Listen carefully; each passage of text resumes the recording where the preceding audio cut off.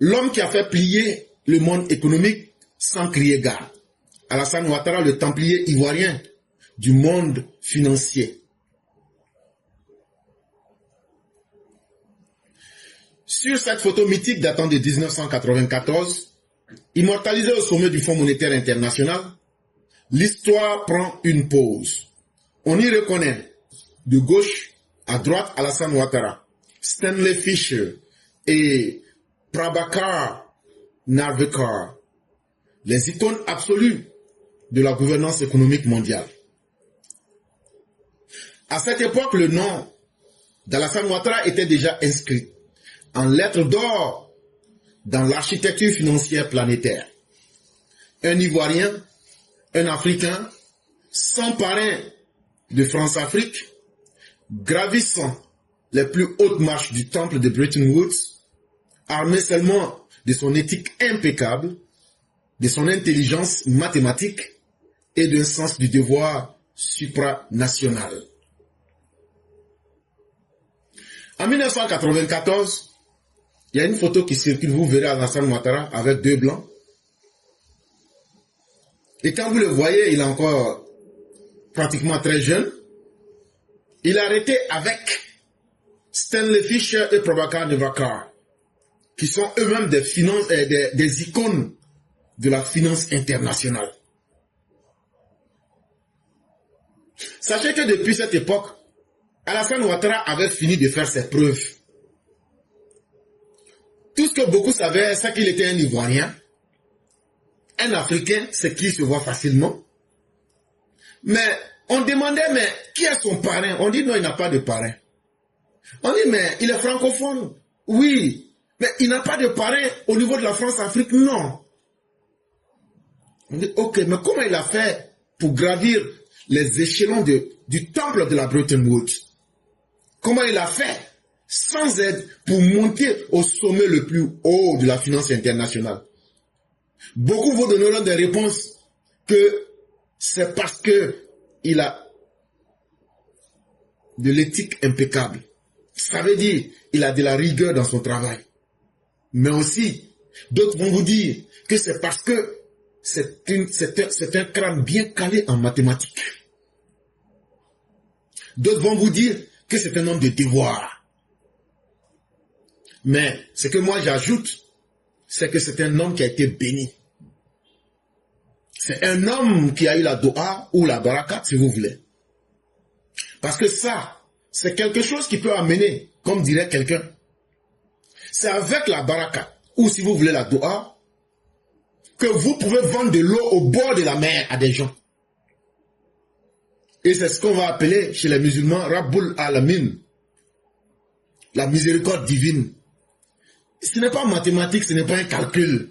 C'est au-delà de toute logique. Et c'est ce même principe-là qui permet qu'un homme qui perd son cœur puisse être encore vivant. Qu'un homme qui n'a même pratiquement plus de reins puisse être encore vivant.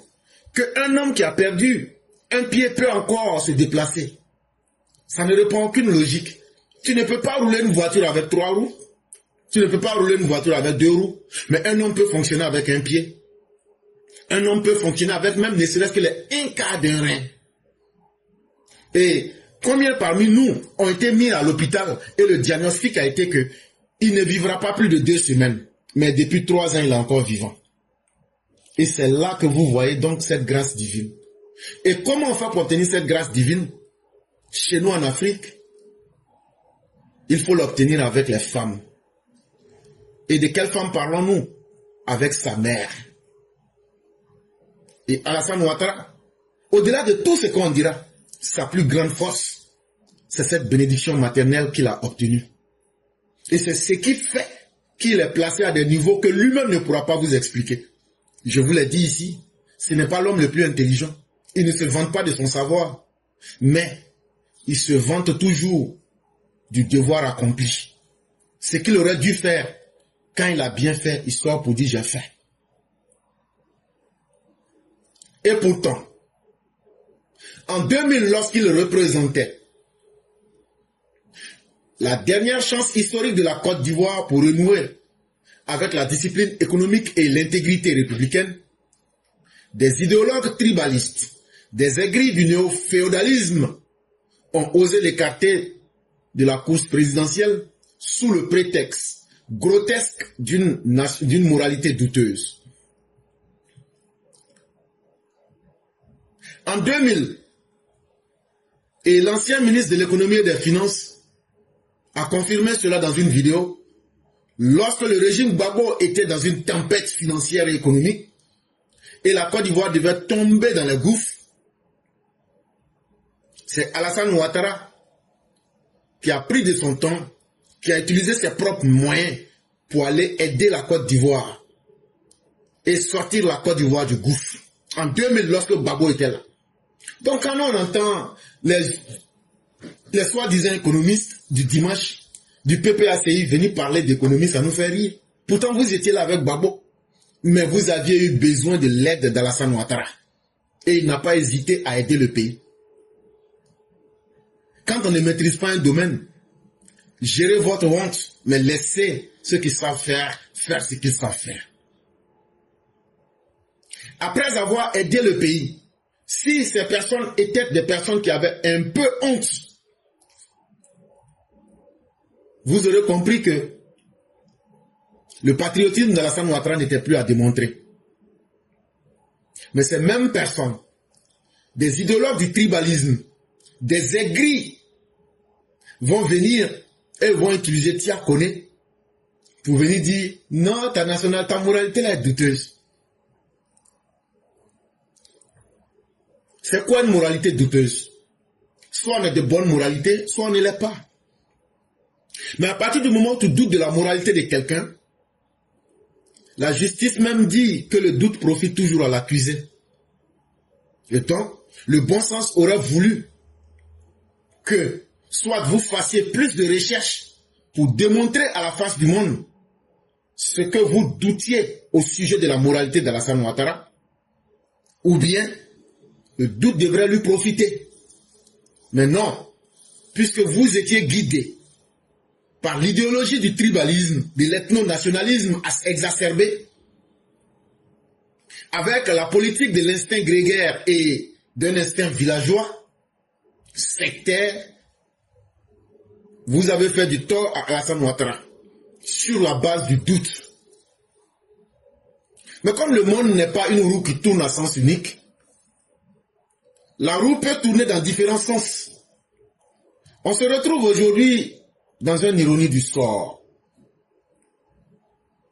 Lui, l'un des rares Africains à avoir franchi tous les filtres éthiques du FMI, dirige la direction Afrique, puis devenu directeur général adjoint d'une institution où chaque signature engage des centaines de milliards de dollars, s'est vu accusé de manquer de probité par des politiciens sans carte routière, sans vision, sans légitimité internationale.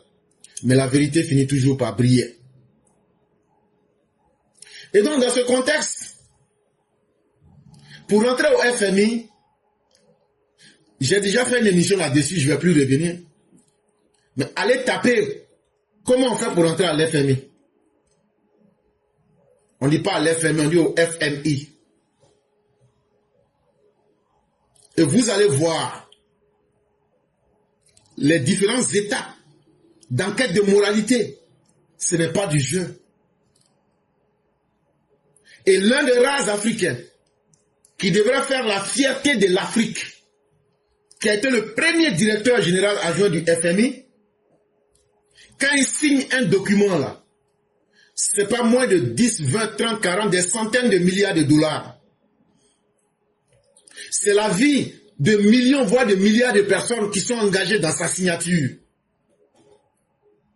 Mais il aurait fallu que nous ayons des politiciens perdus, des politiciens sans amour pour le peuple, des politiciens sans légitimité, des politiciens tribalisés, des politiciens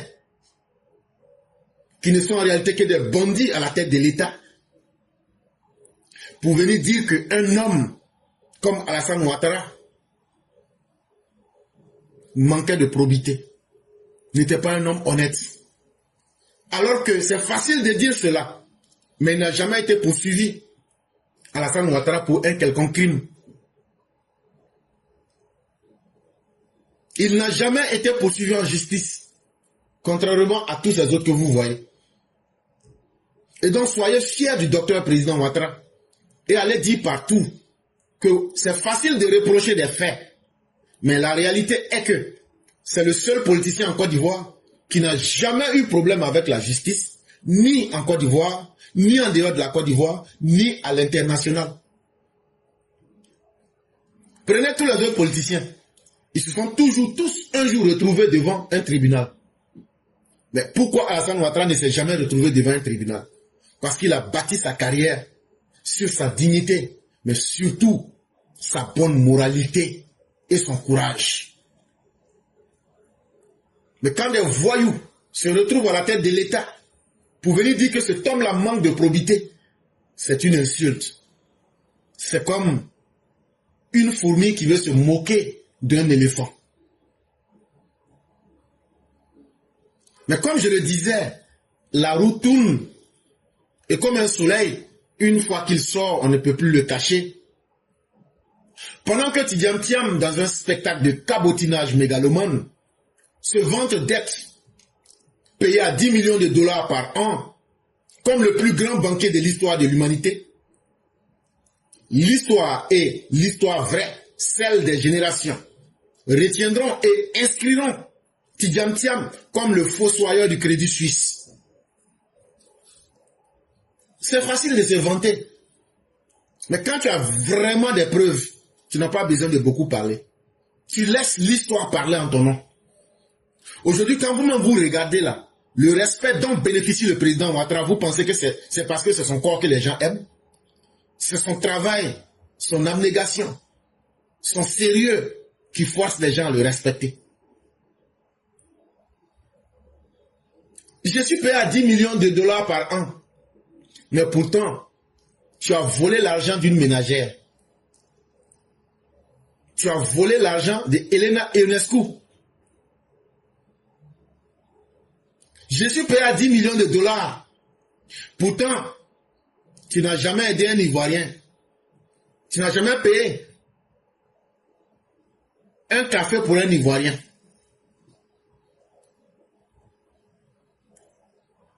Donc quand tu tombes dans ton cabotinage mégalomane, ça n'intéresse pas les Ivoiriens, chers messieurs.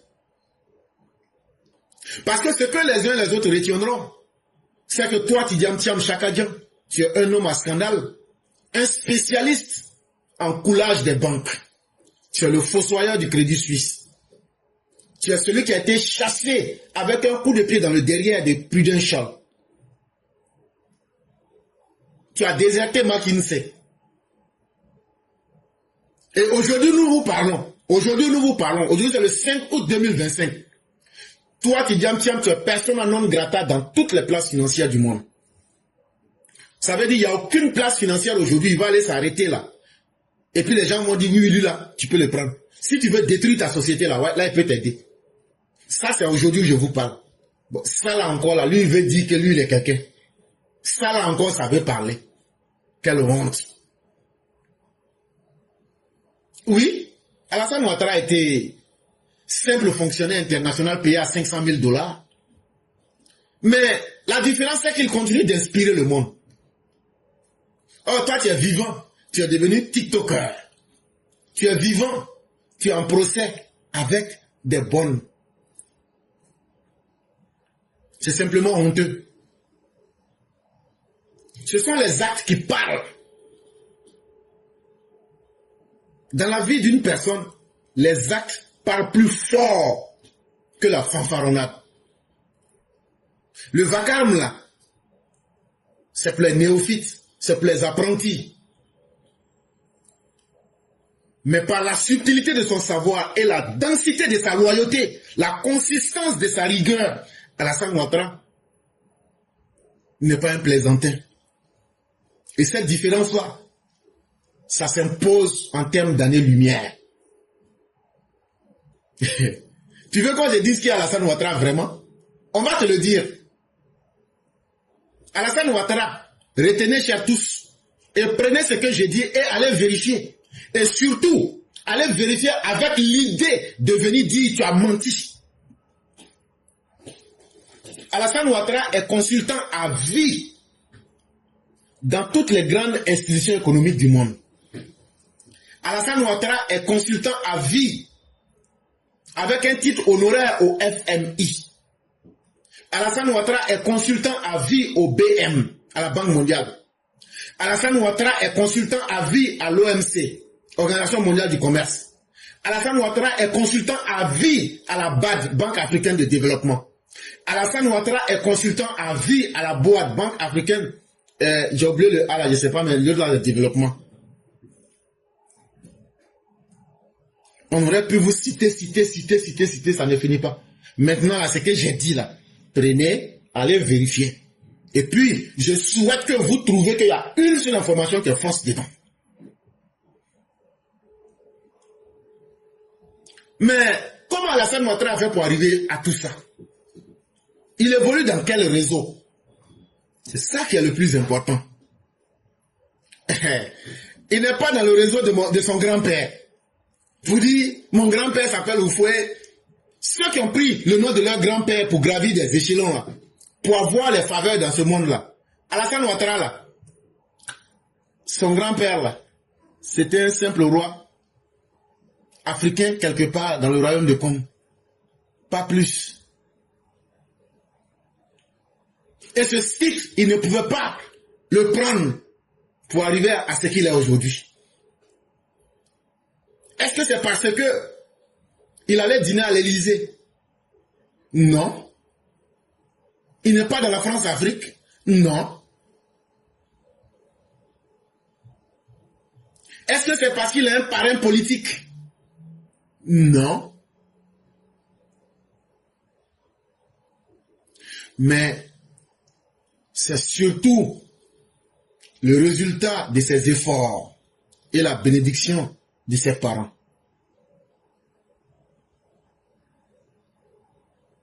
Là où Tidiane Thiam Chakadjan vend des images plastifiées de réussite, mais il a peur et il fuit lui-même son bilan dans les différentes banques. Alassane Ouattara, partout où il est passé, quand il vient, les gens ne font qu'applaudir. L'excellence vérifiée, l'intégrité silencieuse, la grandeur éprouvée. Quand il passe, quand les gens sont assis, les gens se lèvent pour applaudir. Et quand il est assis, les gens se lèvent pour l'applaudir. Quand il s'assoit, il est toujours assis au centre.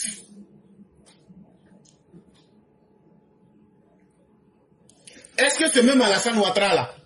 Regardez la fête de l'indépendance là.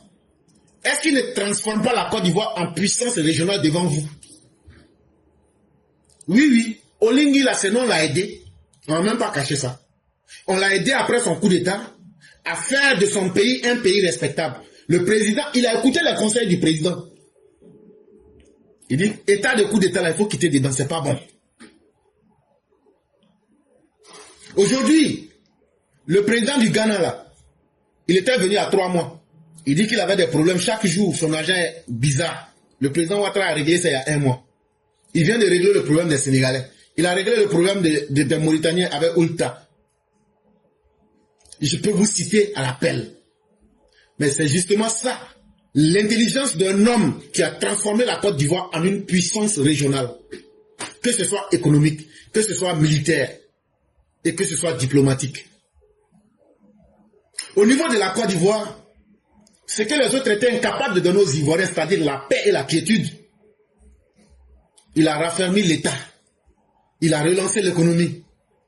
Il a relancé la croissance avec la dignité.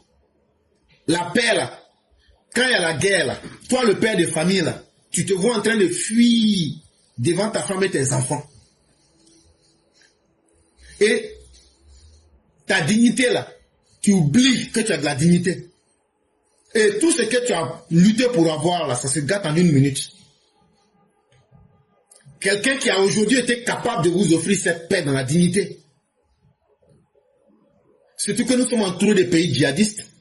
Vous devez savoir que c'est un homme d'expérience. Pendant que certains sont en train de rêver de téléportation au soir du 25 octobre, nous leur disons non. Avec des CV qu'ils ont photocopiés et un ego surdimensionné. Le président Ouattara, lui, reste humble, silencieux comme toujours. Il avance avec sagesse. Il avance avec l'élégance d'un vrai chef d'État. Il avance avec la lucidité des économistes, mais il avance surtout avec la noblesse des bâtisseurs. Chers amis, la vérité est claire, brute, mais elle est saisissante. Alassane Ouattara n'a hérité de rien. Il n'a donc pas besoin de fabriquer un mythe. Il n'a pas besoin de mentir, ni à lui-même, ni aux autres, parce qu'il n'a pas dissimulé sa vie et il n'a pas maquillé son parcours. Alassane Ouattara, là, ce n'est pas un effet d'annonce. C'est pas comme posters de cinéma, on va mettre, venez, on va regarder des films. Alassane Ouattara, là, c'est pas un effet d'annonce, mais c'est un monument. C'est un repère. C'est un repère de la dignité pour les âmes bien guidées et bien nées. Et ça, là, toute personne qui aime la réussite, tu ne peux aimer que le président Ouattara. Parce que son parcours à lui seul est un chef-d'œuvre. Son parcours à lui seul est un hymne à l'intelligence active, à la promotion de l'intelligence pure. C'est un éloge au sérieux dans tous les sens. Aujourd'hui, là, même étant devenu président, il a redonné envie à tous les brouillons de la République d'être président aujourd'hui. C'est là que certains des perdants comme Laurent Gbagbo se souviennent maintenant que je vais devenir président pour arranger la Côte d'Ivoire. Donc quand tu avais pris la Côte d'Ivoire en 2000 et 2011, là, c'était pour gâter la Côte d'Ivoire. C'est maintenant que tu vas venir arranger. C'est maintenant que tu vas venir arranger. C'est bon comme ça, il faut garder ce que tu as. C'est lui encore qui est venu moderniser la Côte d'Ivoire. Sous nos yeux. Là où les gens disaient, ah, tout travail là est fini, on ne peut plus rien faire. Il est revenu, il a imposé la paix. Ah, comme on lui a donné le temps de travailler là. Venez, il a coupé vos queues. Il a coupé vos queues. Pour s'asseoir, pour faire ce qu'il savait faire. Et faire rayonner son pays. Et aujourd'hui là, le progrès est accessible à tous. Mais chacun doit aller chercher son propre bonheur. C'est ça l'homme Alassane Ouattara. On n'a pas besoin des storytellers, de ceux qui racontent des fables. On va parler des diseurs de bonne fortune comme Tidjam Thiam. Pour venir nous raconter des histoires renversées. Parce que l'histoire vraie a déjà choisi son vrai champion. Il s'appelle Alassane Dramane Ouattara. Point à la ligne. Et tellement il est le champion même là. Ton grand-père dont tu te vantes, au moment où vous étiez dans l'impossibilité d'être des hommes vrais autour de votre grand-père, voici ce que ton grand-père, soi-disant, disait d'Alassane Ouattara. Le chien à bois de la caravane de Côte d'Ivoire, une caravane de paix, d'amour, de fraternité réelle passera. Il dit le chien aboie, la caravane passe. La caravane d'amour et de prospérité passera. Il dit, Laurent Gbagbo est en train d'aboyer. Il dit, mais lui là, il s'en gaba. Vous avez entendu le jeune et brillant gouverneur Alassane. Il dit, vous avez entendu le jeune brillant économiste Alassane. Pourtant, ton grand-père n'a jamais dit ça de toi-même. Mais passons-y. Traiter avec compétence et sérieux le problème auquel nous devons malheureusement confrontés. Il dit, le jeune économiste brillant là, quand il est venu là, le problème d'argent qui allait faire que lui au fond il allait tomber là, c'est ce jeune et brillant économiste qui a sorti au fond de ce bafou. Alors que vous, les grigous du PDC, vous étiez assis Chaka Dian, tu étais là, tu n'avais pas tétine dans la bouche. Mais tu n'étais pas brillant à cette époque-là. Tu n'as pas pu sauver ton grand-père. Chaka Dian, moi je vais te dire, il y a malédiction derrière toi. L'impolitesse que tu es en train de faire sur Ouattara là, la malédiction du faux va se coller sur toi directement. Tu ne seras jamais rien dans la vie. Il faut continuer seulement. Le problème de notre développement économique et social, il a traité avec une hauteur de vue que nous devons non seulement comprendre les uns et les autres, mais soutenir de notre compréhension, de notre confiance. Je dis, quand la Côte d'Ivoire était carrément dans les trous là, et puis Alassane Ouattara est venu, il a créé le comité interministériel avec 3 ou 4 personnes. Il a tiré la Côte d'Ivoire pour nous remettre sur le chemin de la dignité, de la stabilité.